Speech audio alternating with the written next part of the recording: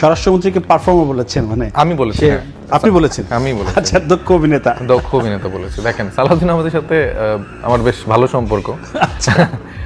তাকে আমি বেশ মানে পছন্দ করি এবং তার কাজ যেভাবে, মানে তিনি ওয়ান অফ দ্য ফাইভ। আমি যদি একটু 10 সেকেন্ড সহযোগিতা চাই, যেহেতু তিনি স্বরাষ্ট্রমন্ত্রী, আমার তার নামের আগে স্বরাষ্ট্রমন্ত্রী সম্বোধন করলে এটা দেশের জন্য ভালো হয়। অন্যথায় আপনি যে সময় একজন মন্ত্রী হবেন, আপনার নাম ধরে যদি সবাই বলে, জিনিসটা খুব না না না, এটা খারাপ। সমস্যা, এটা বলতেই পারে।